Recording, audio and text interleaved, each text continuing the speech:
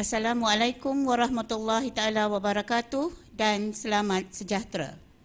Para pembentang, para juri seterusnya, hadirin yang berada di ruang pembentangan dan juga yang mengikuti secara langsung di dalam talian.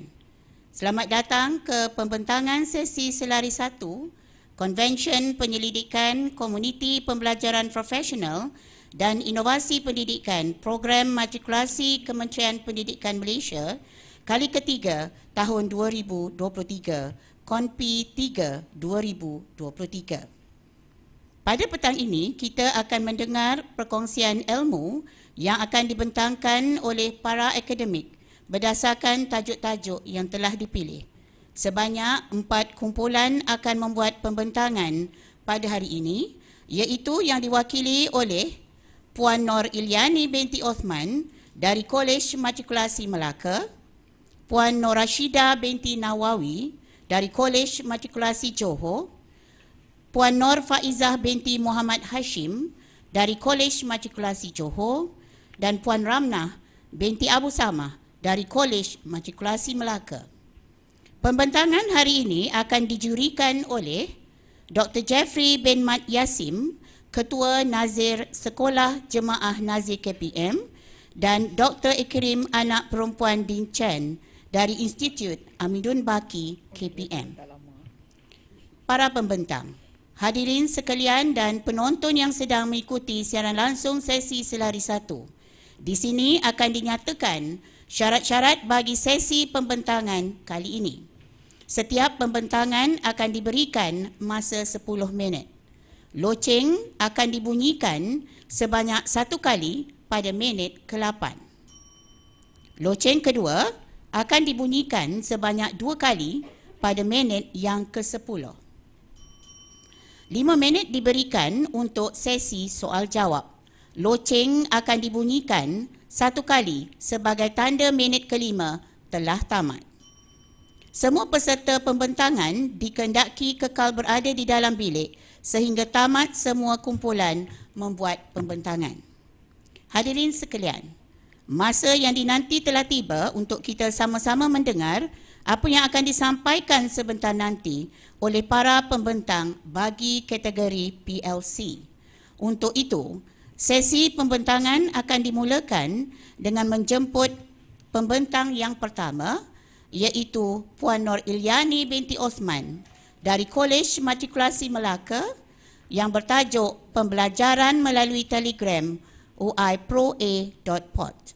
Dengan segala hormatnya, dipersilakan.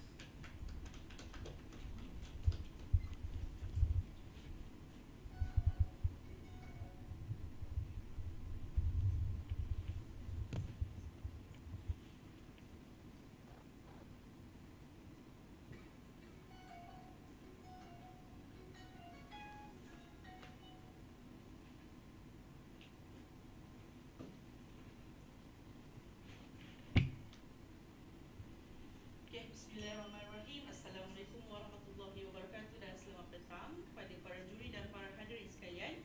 Saya Nur Ilyani binti Osman, mewakili kumpulan Terabot daripada Kolej Matrikulasi Melaka akan membentangkan kajian pembelajaran melalui Telegram uiproa.pod.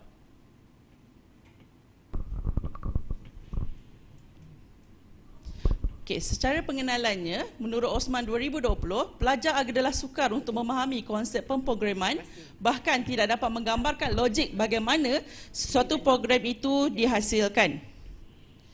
Secara amnya, kami memilih kursus DC024 di mana dia adalah kursus Computer Science 2, program sistem 4 semester di bawah topik Design a Solution. Secara perincinya, Design a Solution di bawah subtopik Designing Algorithm, dan learning outcome yang kami fokus adalah solve a given problem using a pseudocode for selection structure.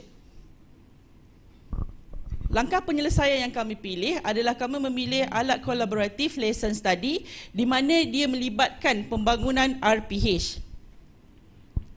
Bagi konsep fokus, kami fokuskan kepada 5 perkara iaitu mengenal pasti isu PDP, objektif, ahli kumpulan perancangan dan juga alat kolaboratif yang dipilih. Dalam mengenal pasti isu PDP, Berdasarkan pemerhatian pensyarah, lebih 40% pelajar tidak dapat menulis pseudocode multiple selection control structure dalam soalan tutorial. Ini ditambah lagi dengan pemerhatian kuis pseudocode multiple selection control structure, di mana 72.2% pelajar mendapat markah pada tahap yang rendah, iaitu antara julat 0 hingga 5. Objektif kajian ini adalah ada dua, iaitu menambah baik rancangan pengajaran harian RPH dengan menggunakan inovasi digital OI-ProA.board bagi subtopik pseudocode multiple selection control structure. Objektif yang kedua ialah meningkatkan kemahiran pelajar dalam menulis pseudocode multiple selection control structure. Kumpulan kami terdiri daripada 4 orang ahli, diketuai oleh saya, Nuriani binti Osman, Puan Rahmah binti Wasimi selaku pakar rujuk dan juga setiausaha, Cik Syafina binti Abdul Razak selaku penganalisis data, manakala bagi pembangunan bot dan juga dokumentasi adalah Cik Nurul Syazalina. Pemilihan tajuk ini adalah berdasarkan pemerhatian, iaitu lebih 40% pelajar tidak dapat menulis pseudocode bagi multiple selection control structure dengan tepat. Pemerhatian ini diambil daripada tutorial di dalam kelas. Selain itu, semakan kurikulum specification DC024 bagi subtopik pseudocode, di mana 26% peruntukan markah PSPM2, iaitu lebih kurang dalam 18 markah pelajar perlu kuasai, barulah dia akan dapat hasil keputusan yang baik dalam PSPM2. Seterusnya, dalam pelaksanaan kuis, didapati 72.2% pelajar tidak dapat menulis pseudocode dengan baik. Bagi kumpulan sasaran, kami memilih FD1T3 bagi sesi 2022-2023, di mana bilangan pelajar adalah 18 orang. Atas faktor praktikum inilah di mana pelajar yang mendapat markah yang lemah 0 hingga 5 dalam kuis. Alat kolaboratif yang dipilih adalah lesson study, di mana tujuan pemilihan lesson study ini adalah penulisan RPH bagi subtopik pseudocode multiple selection control structure dapat ditambah baik supaya lebih sistematik dan berfokuskan pelajar mengikut masa pembelajaran pelajar. Terdapat 2 kitaran yang kami lakukan, iaitu di mana kitaran pertama kami menggunakan Microsoft PowerPoint OI-ProA. Bagi kitaran kedua, kami menggunakan aplikasi Telegram bot yang kita beri nama adalah OI-ProA.board. Ini adalah contoh paparan Microsoft PowerPoint OI-ProA. Dan ini adalah inovasi digital OI-ProA.board. OI-ProA bermaksud output untuk O, I untuk input, Pro untuk proses, A untuk arrange. Dan .board adalah aplikasi bot yang ada dalam aplikasi Telegram. Ini adalah contoh Telegram bot OI-ProA.board. Bagi konsep penambahbaikan, kita fokuskan kepada 5 perkara.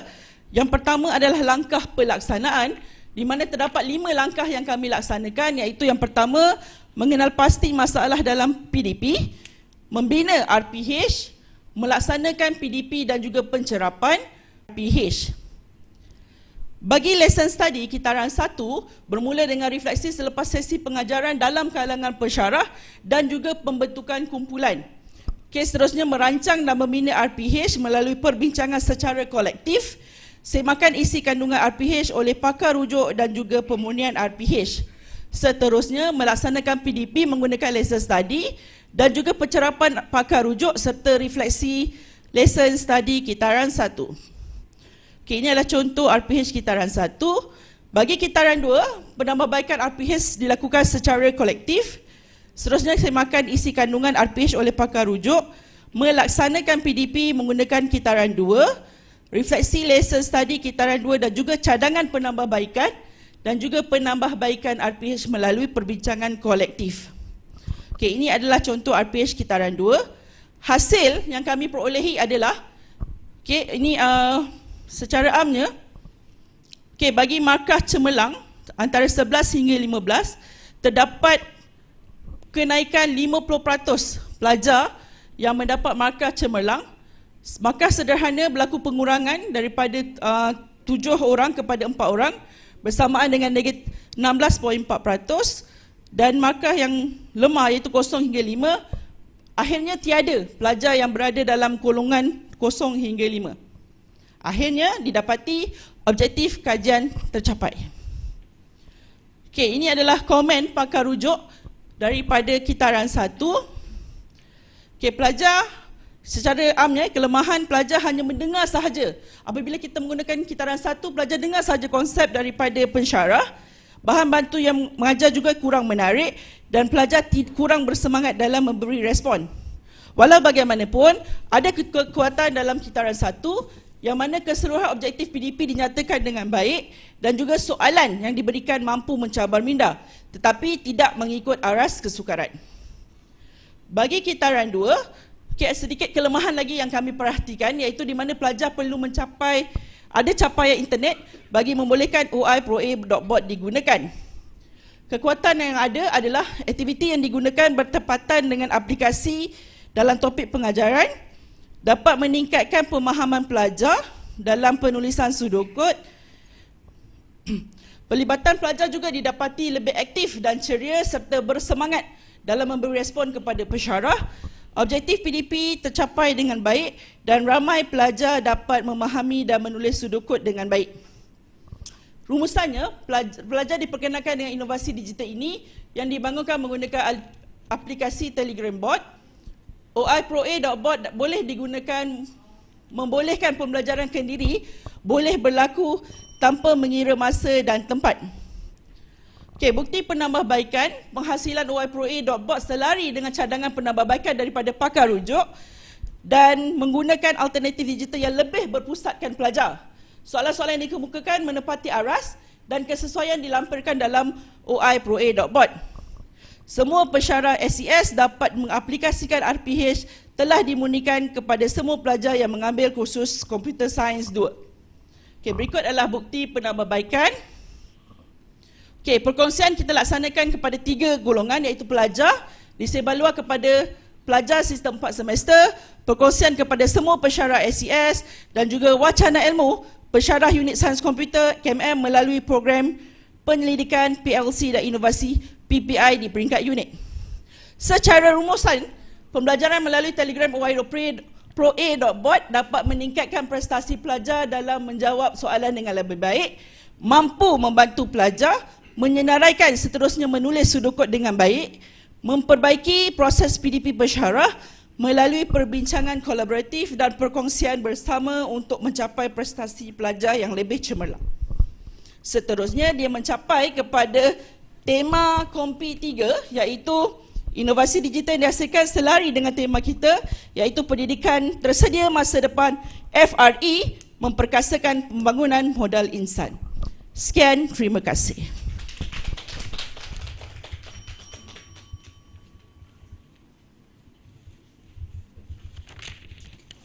Dipersilakan para juri untuk mengajukan soalan. Bismillahirrahmanirrahim. Pertamanya saya ucapkan tahniah dan syabas kepada Puan Pembentang berkaitan dengan pembentang yang pertama ini. Ada beberapa persoalan yang saya nak kemukakan kepada pembentang, iaitu yang pertama, sejauh manakah isu yang dikenal pasti itu memberi kesan ataupun mempengaruhi pencapaian pelajar. Itu yang pertama. Yang keduanya, berapa orang sebenarnya dalam kelas tu? Sebab yang diambil hanya 18 orang. Jadi kenapa hanya 18 orang yang diambil untuk melaksanakan lesson study, dan yang selebih tu macam mana? Dan yang ketiga, saya terus bagi 3 soalan teruslah. Sekarang ni saya nampak seolah-olah macam pembentang lebih berfokus kepada inovasi iPro, bukannya lesson study. Jadi sekarang ni saya nak tanya pada puan pembentang, faham atau jelas tak tentang konsep ataupun kaedah pelaksanaan sebenar lesson study? Terima kasih. Okey, bagi pencapaian pelajar, sebenarnya tadi saya ada tunjukkan keputusan pelajar 72.2, asalnya 72.2%. Okay, pelajar yang mendapat markah yang lemah dalam range lemah 0 hingga 5. Kenapa kita pilih 18 orang? Faktor pemilihan dia adalah kumpulan inilah yang markahnya rendah dalam kuis tersebut. Jadi kami berfokuskan kepada kumpulan pelajar yang lemah lah. Okay.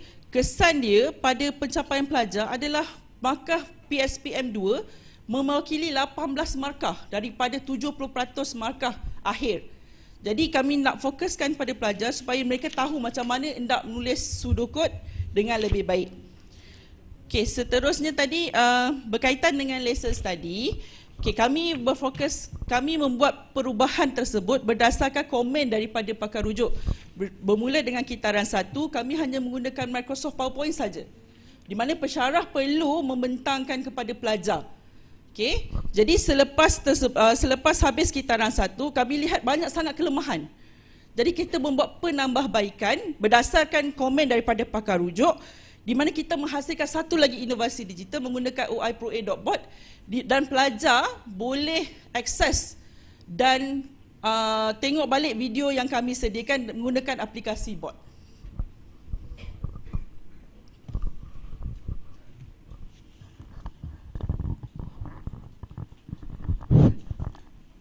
Terima kasih. Terima kasih Dr. Jeff dan juga pembentang ya. Baik. Saya pun berpandangan semacam Dr. Jeff, ketua juri yang pertama juga, sebab di sini ialah Puan tegaskan tentang inovasi. The heart of lesson study, apa dia sebenarnya. So mohonlah mungkin yang berada dalam bilik juga adalah merupakan pensyarah. Maksudnya kita kena highlightkan apa yang kita maksudkan dengan lesson study. Apa yang kita dapat di sini kalau kita perhatikan, maksudnya bila kita buat lesson study ialah first memang tadi Puan mention isu. Dari isu itu kita buat lesson plan dan sebagainya lah ya. So highlightkan tentang perkara pensyarah dapat daripada lesson plan tu, dan tadi saya nampak juga tentang again student dapat atasi isu murid itu ya. Saya tak tanya soalan, cuma saya tegaskan sebab kita tak nak maksudnya kita highlightkan inovasi itu. Kalau inovasi dia akan pergi ke tema lain lah, bukan di sini ya. Di sini we talk about PLC, Professional Learning Committee, how we lecturers learn from each other to develop ourselves. Okey, itu saja daripada saya. Terima kasih.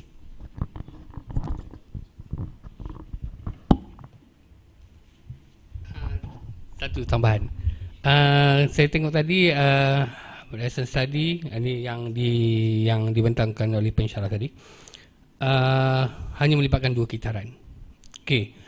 Sejauh mana adakah dengan 2 kitaran tu dah memadai untuk solve that problem? Sebab saya tengok tadi data yang markah 6 ke bawah masih lagi ada. Seolah-olah macam isu tu masih lagi belum settle. Sedangkan kalau ikutkan kaedah protokol sebenar lesson study, kita perlu dia ada loop. Loop dia tidak ada tak ada minima dia, tak ada maksima dia. Selagi isu tu tak dapat diatasi 100% at least ataupun 95% at least, kita kena teruskan. Macam sekarang ni saya tengok seolah-olah masih lagi ada 4 orang. Kalau masih lagi tak settle. Di sini juga sebenarnya lesson study ni dia kena bermula dengan melibatkan tool lain, bukan totally lesson study. Ini sebagai pandangan saya lah. Contoh, apabila pensyarah atau guru mengenal pasti isu, the first thing ialah kena buat learning walk. Kenal pasti apa kaedah-kaedah yang boleh guna pakai untuk diimplementkan dalam PDP. Yang kedua, kena buat PSG, Problem Solving Group. Kena duduk sit down, discuss apakah kaedah-kaedah yang sesuai. Selepas dah dapat keputusan, baru kita rancang lesson study. Berarti kami tengok tadi flow tu tak ada. Bila tengok ke isu, terus pilih lesson study. So dia ada gap.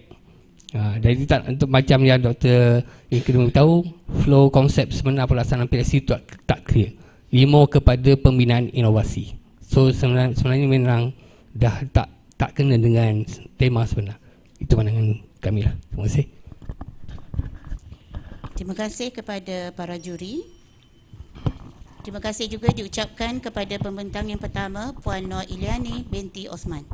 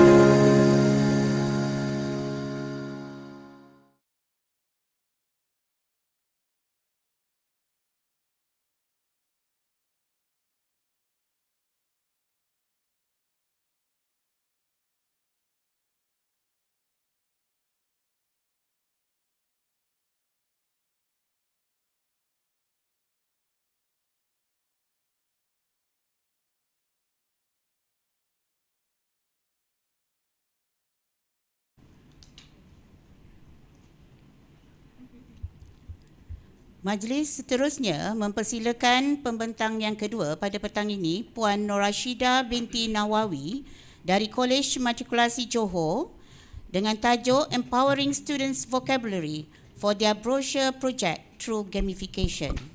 Dengan segala hormatnya dipersilakan.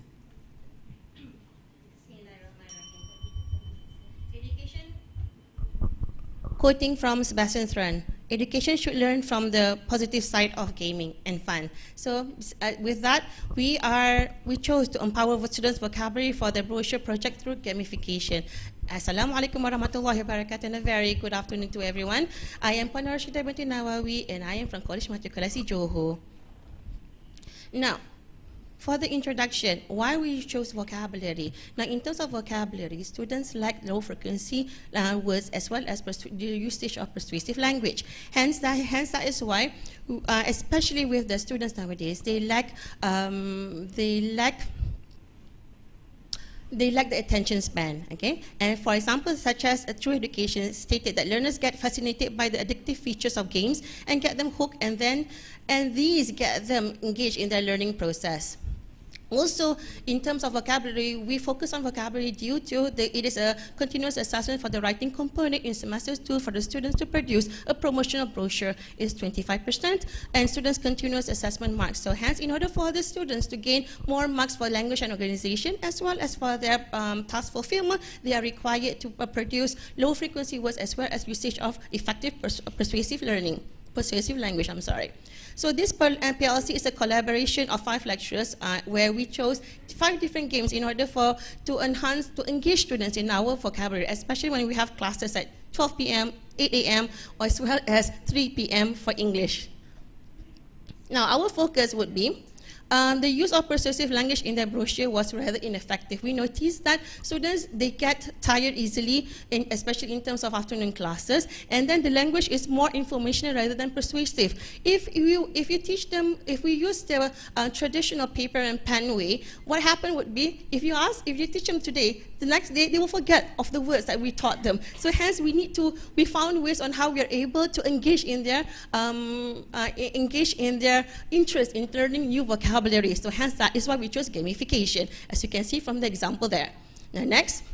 Despite the lessons given on the vocabulary of persuasive language and low-frequency words, the students have failed to use the words in their brochure. As I mentioned just now, when we taught them in terms of, we have to use the word fail, because when we taught them using paper and pen method, the traditional way, they weren't able to focus and they tend to forget what the words that were taught to them the previous day. So hence, we chose on ways to make it fun for them to learn, especially at afternoon classes. This could make them score, and if they aren't able to use effective persuasive language or use low frequency words, they will have the chances for them to get low marks for their brochure would be higher. So hence, gamification it is. So our objective here is to expose English lecturers to the different games to teach vocabulary. Other than that, once we found that this method was very interesting for the students, they were engaged in our activities and our lessons, we shared with other units as well from other departments. 2.2, our second objective is to get students to use vocabulary or persuasive language in their brochure, and that we managed. I'll show you how we managed to do that and to get students to use low frequency words in their brochure. These are our main objectives. Now, the formation of the PLC group consists of our Puan Rosati Muhammad Said, Azab Abdul Rahim, Siti Nazrin, Nur Rashida, which is me, myself and I, and Nurul Fadah Yahya. Now, we got guidance from both of our subject matter expert, which is Puan Rosati Muhammad Said, who is a senior lecturer also experienced in PLC and innovations, as well as our beloved Abdul Razak A. Rahim, senior lecturer involved in R&D and PLC and also data-oriented. Now, these are our content creators, Siti Nazrin Mama Begum, because we are all excited to be able to find ways on how we are able to engage our students in our lessons, especially in terms of language. Learning language in the afternoon is very, very difficult for students nowadays. Okay, so the strategy of the PLC implementation started when we kind of discussed, our students were so excited with what we did in our class. So hence we shared starting from the 5th of January, we shared what we had, and then we collaborated, and we found different ways, different other games, so that we are able to share with everyone else, so that we are able to help our students in terms of their usage of persuasive language and low frequency words. Now, so this is basically the timeline of it. Now next, so in a way, the best method for us to choose the collaborative would be teacher sharing session, because it is the easiest way. For example, we share the knowledge and expertise on how to use the games, basically the application that we have found in the internet with other lecturers as well, not only from English unit, but mainly obviously it's with the English unit first, and then with other units from other departments. So basically, what we can see here is the discussion of the issue and the problem. Students did not use effective persuasive language when they started writing their brochure. They were not aware on how to use effective low frequency words as well as in terms of persuasive languages. And then the problem was also in terms of vocabulary identification. Take note that in terms of students nowadays, they lack the vocabulary due to they lack reading. So hence they really lack even simple vocabulary. So hence via this game, gamification, alhamdulillah, we are able to engage in their interest in to learn more and more, because in order for them to learn the language, in order for them to learn the vocabulary, what happened here is they have to answer the questions correctly in order for them to play the game. So hence, it makes them excited. So every time they will be very interested to, teacher, when will we play the next game, and they will get very excited for English classes after that. Sharing knowledge as well as sharing session via Gmeet. For example, this is the data taken from the activities from one of the activities, which is Quiz Alive. And then the activity and the issues which we managed to solve was the use of persuasive language in their brochures was rather ineffective, and we managed to solve that via this gamification. And number 2, score low marks in brochure writing project. And this is the part where we managed to solve, because most of the students were able to write persuasive languages. They managed to improve their writing from the first draft to the end final draft, and hence, in a way, we managed to solve these issues with this activity. Now, this is the summary based on the summary based on findings. So in terms of the summary based on findings, most importantly is these students have the deeper understanding of the targeted vocabulary. They are able to know on how to use the vocabulary correctly, and that is the most important part of it in terms of this gamification. For example, evidence of students' first draft versus the final brochure. So in a way, they are able to learn to improve on their vocabulary as well as the usage of persuasive languages in a fun way, and in a way they are inspired to learn more. That is most important. We are able to inspire the students to engage in the game more because of they're having fun with it. We are not forcing them to learn, but they themselves asking for more games. And more examples of evidence of students' first draft versus final brochure. Okay. Now, next. So the sharing session begins when first of all, obviously we will focus on our English unit members first, and when they share with their students, we're able to gain the feedback from our English unit members. And from there, especially when I have one of my students whose mother is also a lecturer from another unit, from another department, so she shared, and we are able to share information on how to conduct the games.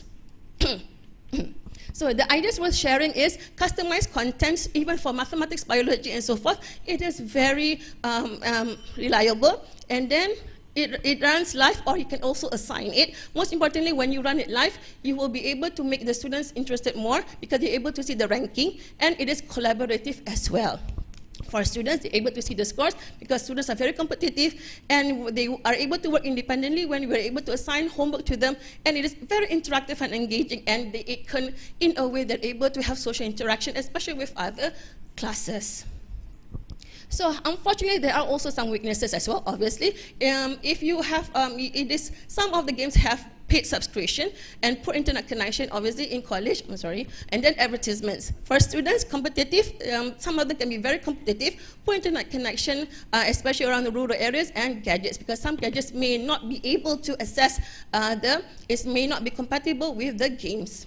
So ideas worth sharing, plan for the future shaping. And so in conclusion, what we're trying to tell you here is that through this gamification, we are able to produce students who are inspired to learn more, to improve their language, low frequency words or bombastic words in their terms, as well as the usage of effective persuasive language. So in a way, for the future-ready education, it shows that no matter what, English is fun learning game in a way, and it can be learned in any ways at all. So with that, thank you. That's all from me.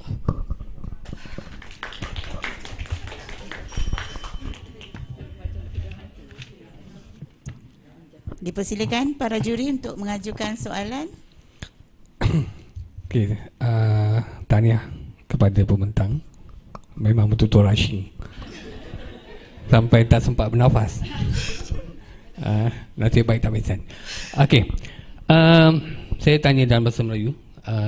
Bagi saya lebih selesa dan saya nak dapatkan sedikit penjelasan.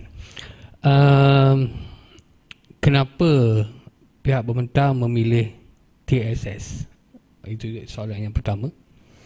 Yang kedua, apa bezanya TSS dengan sharing session yang berdasarkan kepada ketetapan KonPPI?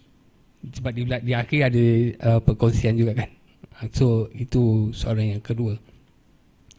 Dan soalan seterusnya ialah, Tuan, boleh ulang yang soalan kedua? Soalan kedua ni, apa beza alat kolaboratif PLC yang TSS tu dengan sesi perkongsian? Jelaskan yang tu dululah, nanti mungkin ada soalan lain. Terima kasih. Okay, so Bismillahirrahmanirrahim. Can I answer in English, Tuan? Okay, first of all is number 1. Why TSS? Nervous. Okay. Why did we choose TSS? Because for me, in terms of choosing TSS, teacher sharing session, for example, we chose it because obviously it is the most important, it is the easiest way because we are sharing knowledge. Because in terms of, even though it's not only for vocabulary for English, it can also be implemented for mathematics, for biology, because in this gamification, you're able to have 3D pictures. And so forth, we see it as TSS due to we are able to share this tool and the people are able to use it as well. So this is, for me, it's a sharing session, because sometimes units from other departments, they tend to be very rigid in their, I'm not saying all, but I'm just saying usually they tend to be very rigid and very traditional in terms of their presentation as well as presenting the lessons. So hence, when we are able to share this, for us, when we are able to share this gamification method and show them that there's another interesting way for us to engage students, inspire students in engaging in the lessons, and then hence that is why we choose TSS. And then I hope I answered that question. And then for the second question here is, apa beza alat TSS dengan sesi perkongsian? Well, in terms of teacher sharing session here, apa beza is sesi perkongsian is, in terms of TSS, we were able to show them how, with the data and everything else, in a way to make other lecturers feel more confident in using gamification, to be so that they're able to feel more inspired to use gamification, especially for English units in other colleges. Because for us personally, in terms of just sesi perkongsian, we don't really show people the data and so forth. It's just, oh, this is really fun. But then in terms of TSS, we're able to share, and then we are able to engage in all departments and units as well. I hope I answered that question, sir. Terima kasih Puan Nur Ashida binti Nawawi, Yes. Kolej Matrikulasi Johor. Okay. Once again, TSS, Teacher Sharing Session. Okay. Saya pun sekali lagi, apa beza dengan sesi perkongsian? The heart of TSS itu apa sebenarnya? Can you answer the question? For me, in my opinion, in my personal opinion, in terms of the heart of TSS is sharing knowledge, because our main goal to share this knowledge is to inspire students to engage in various methods of teaching, so that we'll be able to inspire students to be a better learners, Okay, improve right. themselves. Various methods of teaching you mentioned just now, right? Yes. But in this presentation, I only see one method of teaching method, that is you use Gamification.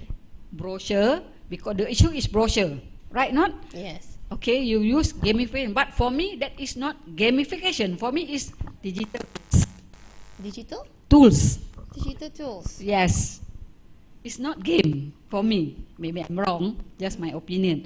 So just now Cikgu mention pelbagai kaedah pengajaran, right? But dalam pembentangan ni kita nampak cuma satu. Itulah sepatutnya, when you talk about teacher sharing session, maybe banyak pencara-pencara tu come up with many strategy. Ini baru salah satu. Nampak tak? Sini peranannya only from one particular pencara. Sepatut when you talk TSS, banyak orang berkongsi tentang beberapa strategi untuk meningkatkan kaedah you punya brochure tadi. Di sini kita nampak satu saja. Okay. Ya, itulah dia.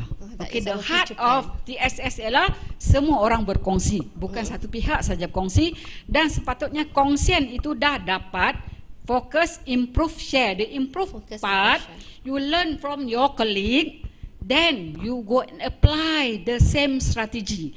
Then you come back and share with your colleagues. Okay, yeah, this strategy is good. Itu dia. Heart of TSS. Satu flow yang bermula dengan isu, you ada strategi yang you learn from your kawan, your friend, you go and apply, then you come back and share. Nampak tak? So TSS ni lebih besar. Bukan setakat satu strategi share, that's it. Belum selesai. Focus, improve, share. The last part share ialah your group tadi tu yang 5 orang tu come back and share. Contoh, siapa nama tadi? Contoh Nazrin. Nazrin apply, Nazrin come back to the group and bagi tahu feedback. Yes, true. Syahidah, Razak, Fadia, this strategy is good. Itu dia the FI, the S part, the flow of TSS. Tapi sini you don't show us the data yang menunjukkan sesi-sesi perkongsian tu berlaku, because here you talk about TSS, teacher sharing session. So kita nak session-session itu. Buktinya boleh highlight, okey ada. Selepas kita buat fokus improve ialah kita berkumpul dan share, you balik pergi apply dan you come back and share. Itulah yang kita katakan teacher sharing session. Bukan apa yang puan-puan kumpulan mesyarah daripada Kolej Merupakan Johor ni buat salah. Tidak, maksudnya kita kena faham betul-betul the heart of TS itu apa. Okey, terima kasih. Okay. May I respond to that one? Yes. Okay, so this is the part where I started just now by saying that we started, each individual of us, we started with different games and then we shared and said, this is fun, let's do it. That's why we collaborated together. Okay, during this strategy, that's why the collaboration began when each individual of us, we shared different. For me personally, I did Blue Kit, and then the rest did other different games. And then when they shared the materials together, and when we played with our own students, it was really fun. And then hence that is why we did this collaboration. So we collaborated, and then we did more materials regarding this gamification, or as you say, not to say digital tools, but this sharing session. Then we share it with our English unit members. So for me personally, Puan, I'm sorry if I were going out of step here, but then again, we did collaborate. We shared. What for me, I did only Blue Kit, and the rest did other games. So this is the part where our students have improved, and hence we collaborated to do this TSS so that we're able to share with others. And from our own group, individual group to the unit, and from the unit we go to the other units. So that is what happened, Puan. Okay, maybe here be confused because sepatutnya kita highlight which lecturer share. Sebab you talk about professional development of our pensyarah. Okay. Sebab PLC, Professional Learning Community. Why matlamat PLC membangunkan kapasiti pensyarah. Okay, tapi di sini kita use murid sebagai isu. Sebab bila kita tak dapat mengajar dengan berkesan, impaknya kat murid. So sebelum dia sampai ke bilik darjah, PLC come in to develop our pensyarah. So di sini kita nak tengok pembangunan diri pensyarah itu. Kalau data itu yang kita nak sebenarnya. So murid ialah sudah macam kesan seterusnya, indirect impact. Kesan ialah dekat pensyarah dulu. Professional Learning Committee ialah kita nak fokus dekat cikgu, dekat pensyarah, sorry. Okay. So basically, if I were to add just now that after learning from the 5 of us, the rest of the English unit members, they also learn and use their own content. Yes. Okay. Thank you, Puan. What the new things, the added value yang pensyarah kita dapat daripada TSS, itu yang kita nak, kemenjadian pensyarah. Terima kasih. Thank you, Puan. Terima kasih. Terima kasih juri. Terima kasih Puan Nur Rashidah Nawawi. Okay, terima kasih kepada Puan Nur Rashidah sebagai pembentang yang kedua.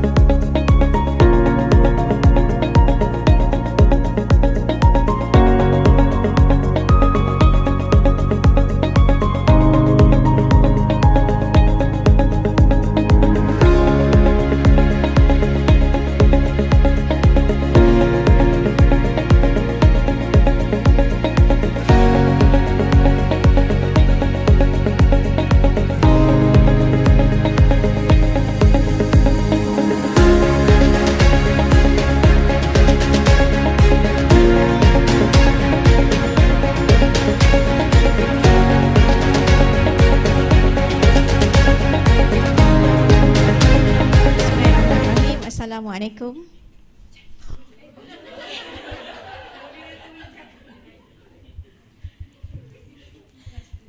Kini tiba pula giliran pembentang ketiga, Puan Nur Faizah binti Muhammad Hashim dari Kolej Matrikulasi Johor dengan tajuk Work Hand Strategy to Improve Student Spelling Skill. Dipersilakan. Okay, thank you.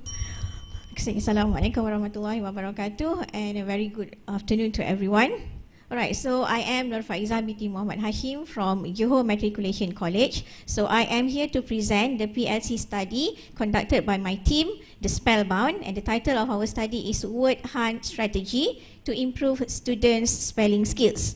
So these are my team members. Okay, the team leader is Puan Hajah Nur Aina, and we also have our Head of Department, Puan Hajah Rozilah. We have Puan Suhaini, Puan Nilawati, Puan Woon, and myself, Puan Nur Faizah. Okay, so these are the table of contents of my presentation today. Okay, I will introduce this study, and then I will next explain the focus of the study. Next would be the flow of the study and the summary. Okay, so the PLC, our PLC is based on these three main ideas, which are incorporating the word hunt activities in students' learning to improve their spelling skills, and the teacher collaboration in showing the best and effective approach in teaching spelling, and the evidence of students' achievement based on the data taken from the pre-test and the post-test. Okay, let's move on to the focus of the study. So why did we choose spelling? Okay, as many English teachers are concerned, students do not only make mistakes in grammar, okay, when they write, and it also includes spelling. So spelling errors have been one of the major errors highlighted in the MUET examiner's report, and these misspellings can make reading students' essay difficult.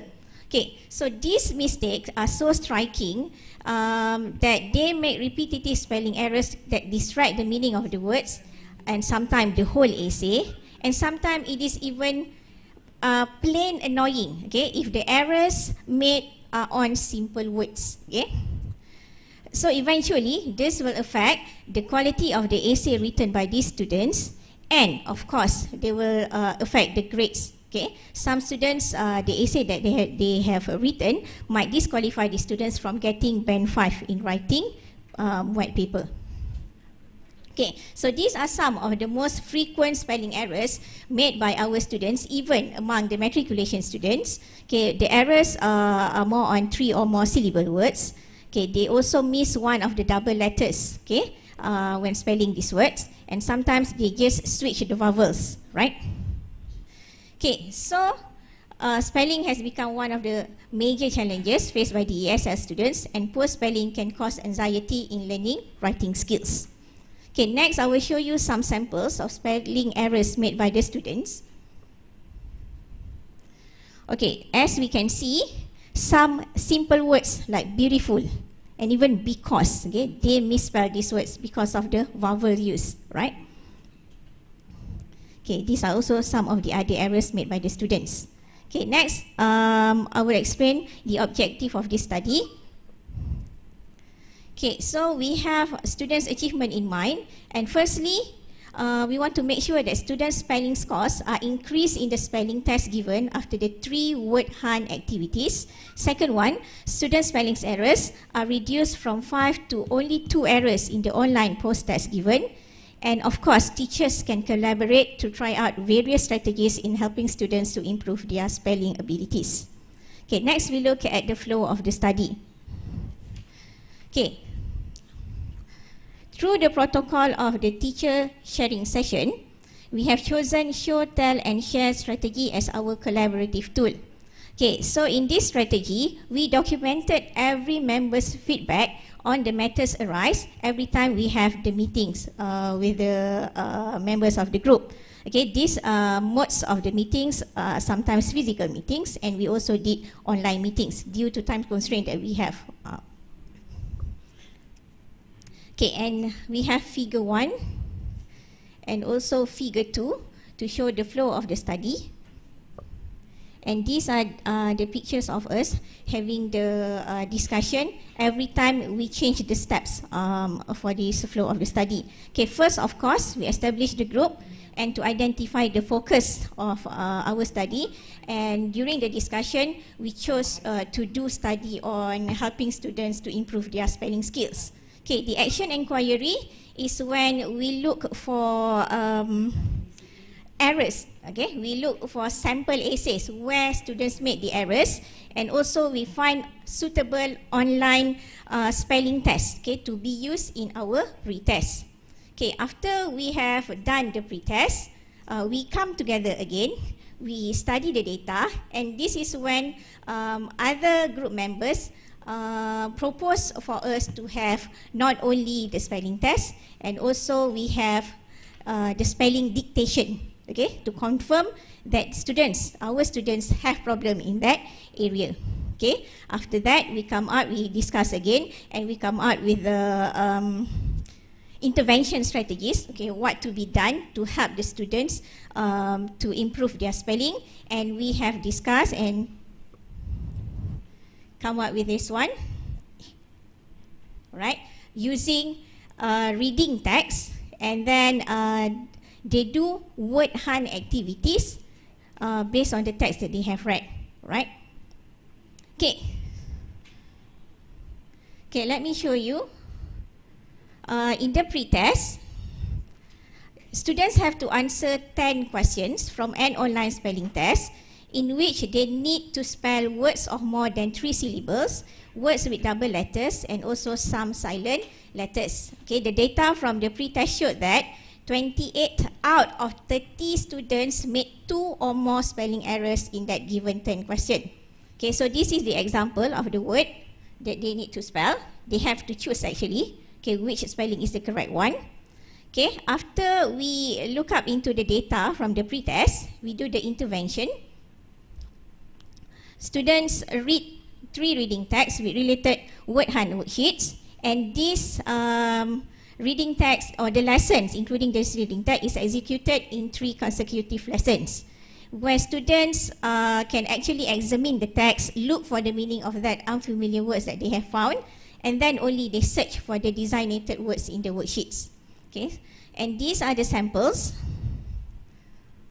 Not the samples, sorry. Okay, these are the reading texts that we have used in our lesson. And next one would be the word hunt worksheets that accompanied each of the reading texts. Okay, right after the intervention, we come up with the post-test, where again, students need to answer 10 questions from an online spelling test. And initially, the scores of this post-test showed that 67%, okay, which consists of the 20 or that 30 students in the sample group, have increased in their marks for the test. And errors also reduced to 1 to 2 errors only. So this actually showed that we have achieved the objective of our study. Okay, this is the comparison of the marks that the students get from the pretest and the post-test.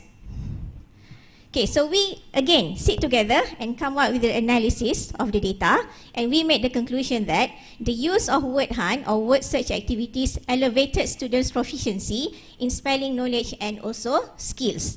Okay, so in that way, students become more aware to the spelling patterns and the foundational words within the text that they have read, and students also learn to make exceptions to the spelling rules, because sometimes the words would not be found in the text, but they have to search for the spelling of that text in the word hunt.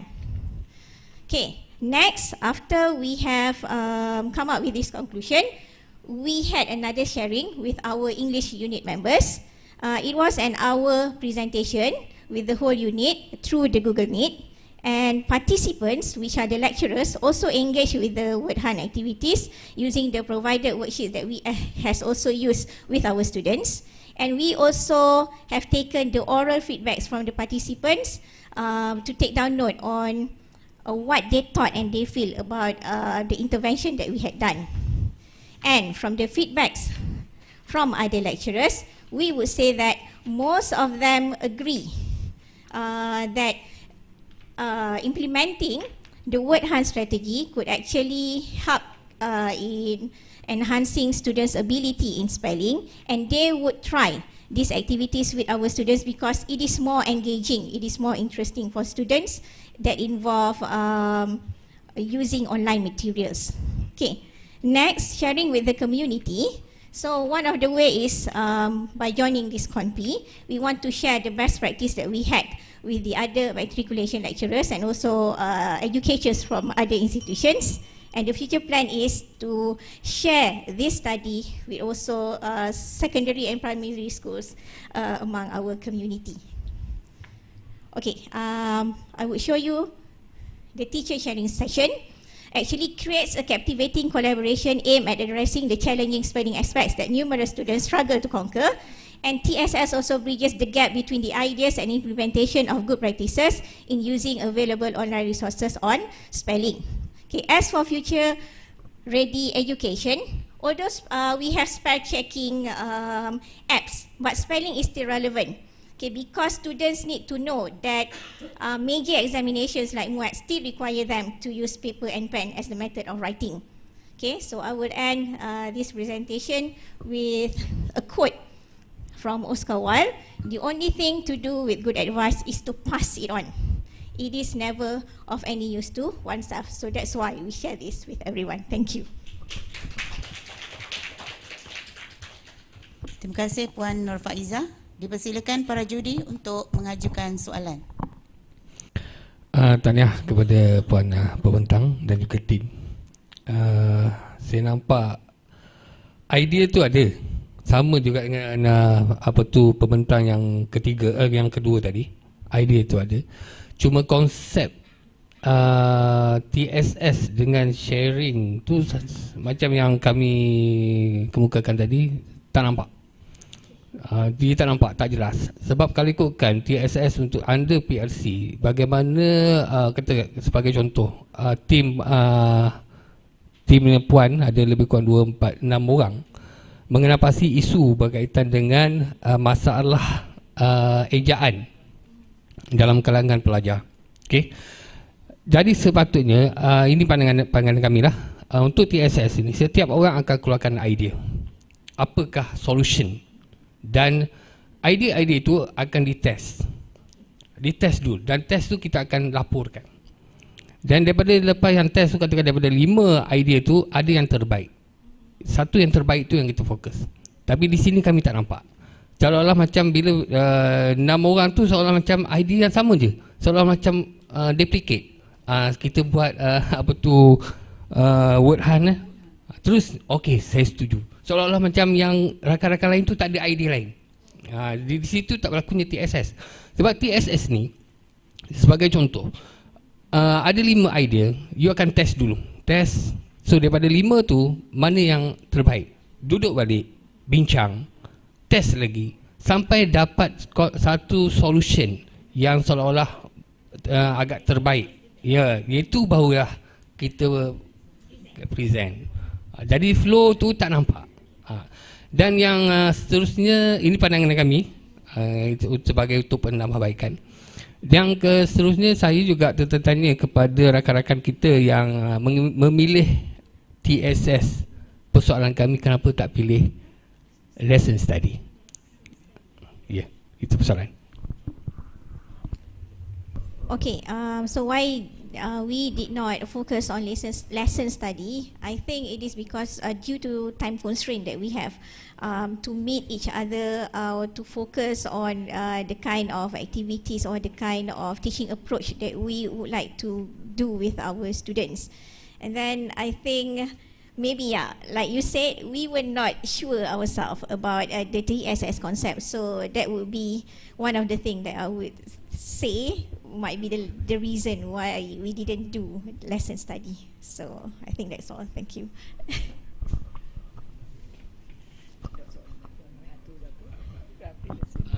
Cuma pandangan kami lah, bila kita tengok di perkembangan dunia sekarang ni, dia lebih kepada lesson study. Sebab kita ada World Association Lesson Study. So better saya cadangkanlah kepada peneraju, bahagian matrikulasi untuk fokus kepada lesson study. Ada chances kepada kita untuk terlibat sama dalam pembentangan di peringkat international. Sebab lesson study, untuk yang tools lain, dia adalah backup ke arah lesson study sebenarnya. Dia yang lebih nampak impact ialah lesson study. Ini pandangan kami. Terima kasih. Take that into our consideration. Thank you, sir. Thank you, madam. Terima kasih Puan Nur Faiza binti Muhammad Hashim. Selesai sudah pembentang yang ketiga.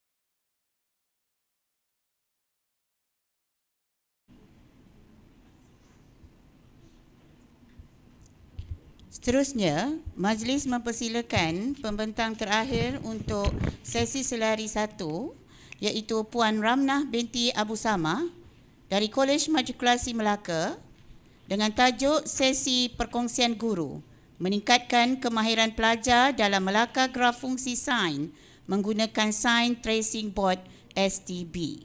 Dipersilakan. Terima kasih Puan Moderator. Bismillahirrahmanirrahim.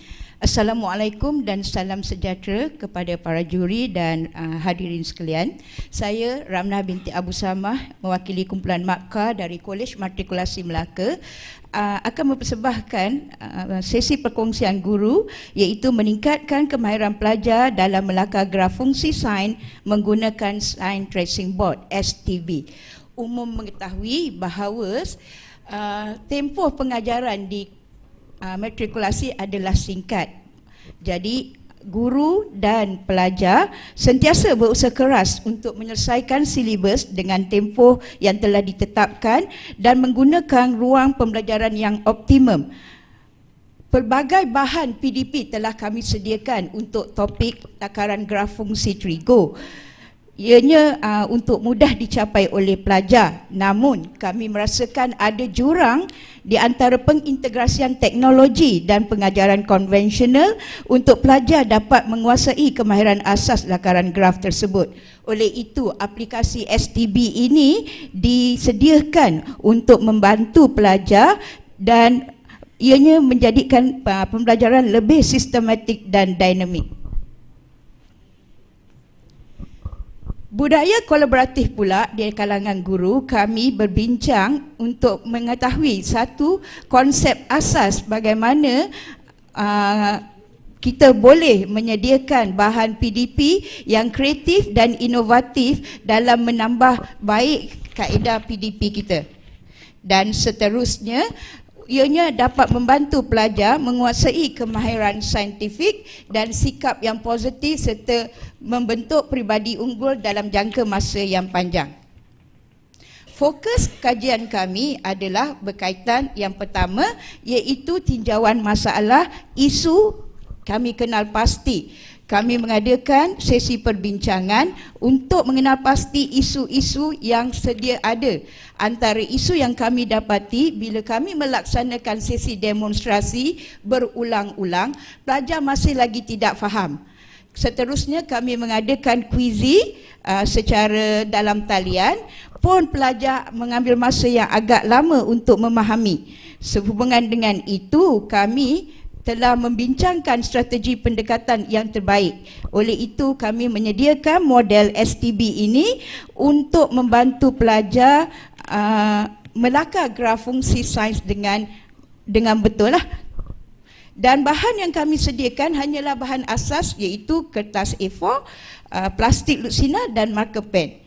Dan untuk mengesahkan bahawa model ini sesuai, maka kami menggunakan instrumen kajian iaitu pemantauan hasil kerja pelajar, refleksi PDP pensyarah dan membuat dan temu bual tidak berstruktur.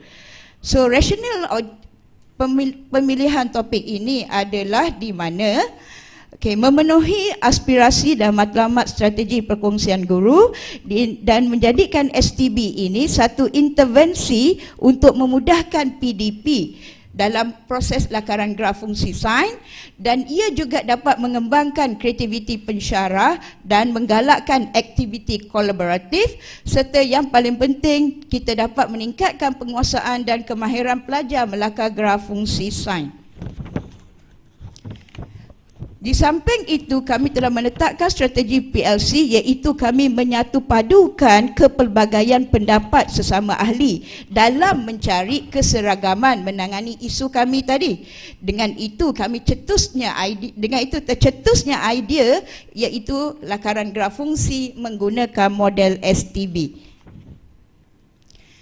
Terhadap konsep penambahbaikan pelaksanaan aktiviti, untuk kami kena pasti bahawa model ini bersesuaian, kami telah mengadakan pelaksanaan aktiviti kepada kumpulan sasaran kami 10 orang pelajar jurusan sains hayat, dan aktiviti ini kami laksanakan dalam 2 kitaran dan adanya intervensi secara hybrid, dan pentaksiran pula adalah berdasarkan kemahiran mengikut kesediaan pelajar. Pengumpulan data kami bahagikan kepada 3 iaitu pemantauan tugasan pelajar sebelum dan selepas penerapan STB, pemerhatian PDP dan temu bual tidak berstruktur. Dan analisis dapatan kami mengenal pasti kelemahan dan kesilapan pelajar dalam lakaran. Di sini kami sertakan inilah bentuk lakaran, yang mana kebanyakannya pelajar kami di sini tidak mahir untuk melukis graf ini dan meletakkan pintasan paksi X yang salah dan meninggalkan lengkuk graf yang tergantung, melakar graf tanpa lengkuk fungsi sains. Jadi di sini kami sediakanlah STB untuk membantu pelajar. Dan peluang penambahbaikan terhadap model STB ini akan kami huraikan.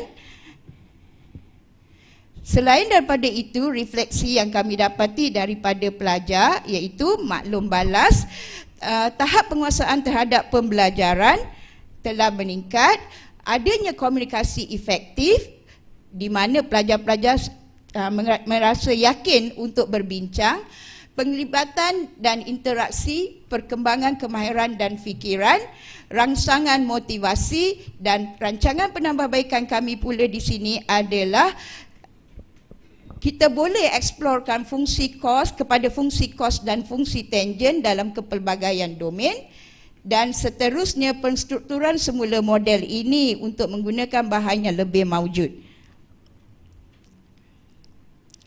serta variasi sasaran dan kaedah interaksi. Perkongsian idea pula apabila kami dapati bahawa model STB ini dapat membantu pelajar, maka kami telah adakan lagi sesi perkongsian guru dengan semua pensyarah matematik unit kami di Kolej Matrikulasi. Di samping itu juga kami telah mengadakan satu perkongsian komuniti dengan pensyarah-pensyarah matrikulasi kolej-kolej lain serta guru-guru pakar dan panel universiti awam. Kami melaksanakannya secara bersemuka dan juga secara dalam talian. Untuk intervensi pula kepada pelajar selain daripada pengajaran secara semuka, kami juga membuat platform online dan juga pelajar boleh melaksanakannya secara kendiri apabila mereka telah mahir menggunakan model STB ini. Jadi kami merasakan dengan adanya penggunaan STB ini, ianya sangat menggalakkan strategi hands-on bagi menyokong gaya pembelajaran BAK pelajar, dan kami juga boleh menggunakan medium elektronik iaitu perkongsian melalui medium elektronik seperti YouTube, Google Classroom. Amalan kolaboratif pun juga dapat dipertingkatkan sesama pelajar dan juga pensyarah, di mana pensyarah antara satu sama lain boleh berbincang, manakala pelajar boleh mengulang kaji dalam kumpulan kecil dan membantu sama lain. Di samping itu, kita akan adakan penyelidikan yang minimum dan kita ketahui bahawa guru hanyalah, kebanyakan guru boleh menjadi pemudah cara, jadi tidak perlu kita terlalu mengongkong pelajar. Pelajar boleh menyediakannya dengan penyelidikan yang cukup minimum, dan corak pembelajaran bersesuaian pula dengan pelajar, dan maklum balas yang positif berkaitan dengan intervensi berkaitan dengan STB ini amat membantu. Rumusan model STB ini tidak dinafikan, ianya merupakan salah satu pemantapan strategi yang berjaya meningkatkan kemahiran pelajar dalam melangkah graf fungsi sains. Kreativiti pensyarah kita dapati dapat mempelbagaikan kaedah pendekatan dalam PDP, dan amalan kolaboratif pula memberi peluang kepada pensyarah dan pensyarah di kolej dan pensyarah-pensyarah luar untuk sentiasa bekerjasama. Serta kita di sini diterapkan juga elemen future ready education dan juga kelestarian pembangunan modal insan, yang mana di akhirnya dengan ada model STB ini dapat membantu pelajar mempunyai satu proses pembelajaran yang tersusun, fleksibel dan bermakna. Itu saja dari kami, kumpulan Masa. Sekian, terima kasih. Terima kasih Puan Ramna. Dipersilakan para juri pula untuk mengajukan sebarang soalan. Terima kasih kepada Puan Ramna dan rakan-rakan daripada Kolej Matrikulasi Melaka ya. Baik. Puan Ramna, dia tak buat teacher sharing session, tetapi kami para juri tak nampak when you buat sharing isu. Waktu mana tu? Tak nampak dalam pembentangan tu, kita tak nampak bilakah berlakunya sesi-sesi perkongsian itu. Yang nampak ialah perkongsian yang last kali. Itu sudah jadi fokus, improve, share. The last part is the sharing part. Tapi the process yang kita buat alat kolaboratif teacher sharing session tu di mana Puan? Terima kasih. Sebenarnya kita ada satu, bagi setiap minggu kita ada satu slot khas lah. Bagi topik ini, bila kita hadapi masalah, kita akan balik berbincang semula lah. Macam saya di sini, saya akan komen berkaitan dengan, kebetulan ketika mengajar, kita komen lah buat demonstrasi. Bila demonstrasi tak boleh, and then kata agak lama berulang-ulang. So bila kawan saya yang seorang lagi pula menggunakan aplikasi Telegram, kawan saya lagi satu menggunakan aplikasi quiz. Jadi bila perjumpaan kita dapati tak boleh membantu pelajar, itu yang kita akan berkumpul. Jadi setakat selama kita berbincang, kita ada 2 kali sebenarnya sesi perbincangan TSS ini. Jadi kita keluar dengan satu idea lah untuk buat STB setelah menggunakan banyak, rasa saya lah banyak kaedah. Demonstrasi ada, kuizi ada, aplikasi Telegram pun ada, pun kita rasa agak sukar untuk belajar memahami. Dimaklumkan juga bahawa topik ini adalah topik baru yang diperkenalkan pada sesi lepas. Okey, terima tahniah daripada saya kepada pembentang. Dia sebenarnya ada kesinambungan daripada persoalan daripada Dr. Inkrim. Macam penjelasan daripada pembentang tadi, ada flow secara verbal Puan beritahu, tetapi apabila Puan bentang dan kami baca dari segi paper tu, dia tak muncul. Jadi di situ seolah macam berlaku, tak dinyatakan secara telus. Dan apa yang saya tengok, perkara ni lebih kepada inovasi. Dia memang tersasar daripada PLC sebenarnya, sebab dia fokus kepada STB. STB board ni pada pandangan saya itu adalah satu inovasi.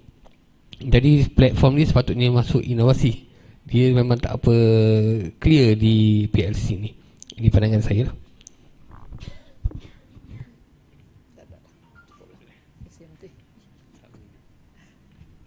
Terima kasih, tak ada soalan lagi. Terima kasih kepada juri dan juga Puan Ramnah binti Abdul Samad. Terima kasih diucapkan selaku pembentang terakhir bagi sesi Selari 1. Banyak ilmu yang kita perolehi hasil daripada perkongsian, pembentangan rakan-rakan dan juga komen-komen dari para juri. Dengan ini berakhirlah sudah sesi pembentangan Selari 1. Sesi pembentangan Selari 2 akan bermula pada jam 5 petang nanti. Mohon maaf sekiranya ada tersalah kata sepanjang pengendalian sesi pembentangan ini dijalankan. Sekian, terima kasih.